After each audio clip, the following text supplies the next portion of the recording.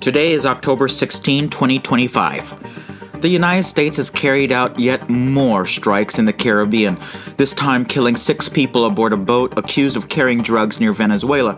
Now, President Trump has touted this as part of his so-called campaign against narcoterrorists. But let's be clear about what this really is. It's extrajudicial killing. This latest strike marks at least the 27th such attack in the region since his administration began, ramping up its operations under the guise of fighting transnational crime. It's not just a policy of militarization, it's an assertion of unchecked power, and another signpost that America has slid deep into authoritarianism. These operations aren't happening in secret. They're being announced publicly, often glorified as decisive acts of leadership. But when a head of state blurs the lines between military engagement and law enforcement, it sets a dangerous precedent. In this case, the victims were not given due process. They were targeted and killed based on intelligence that may or may not have been verified. That's not justice. That's execution without trial. And that's un-American.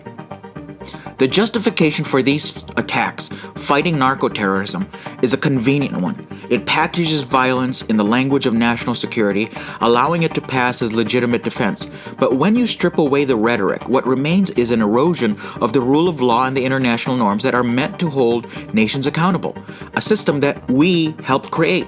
The United States, long a critic of extrajudicial killings by authoritarian regimes, now commits them openly in a region it has historically dominated.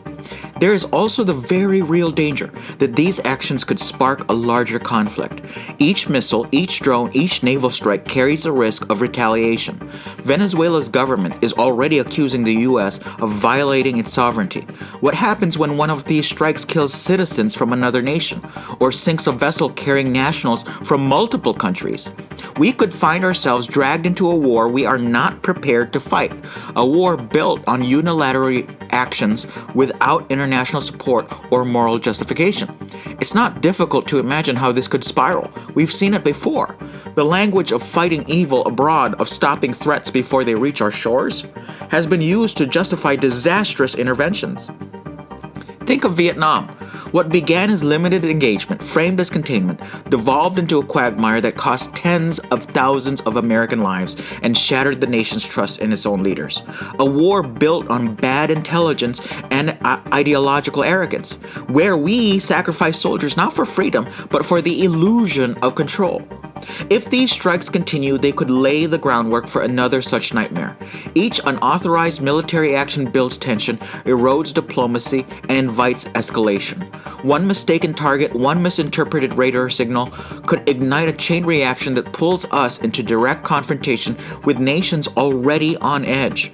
And this time, it wouldn't be a fight for the hearts and minds. It would be a fight for survival in a hemisphere where our influence is no longer absolute. Meanwhile, these actions weaken our partnerships. The U.S. relies on intelligence sharing with Central and South American allies. Those relationships depend on mutual trust.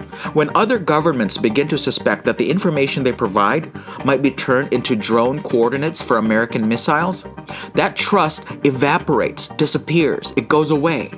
Cooperation falters, intelligence dries up. What's left is a self-fulfilling cycle of fear, suspicion, and isolation.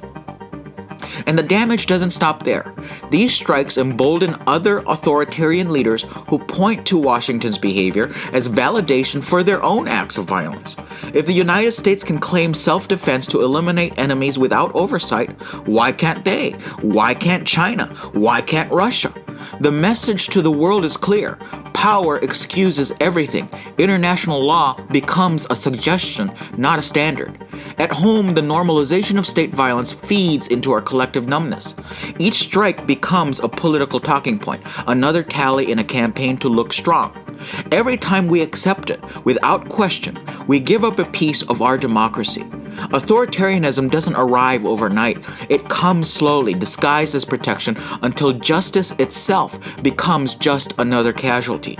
The killing of 6 people on that boat may not make headlines for long, but it should. Because it's not just about the dead, it's about what their deaths mean. They are a warning that our government is crossing lines that can't easily be uncrossed.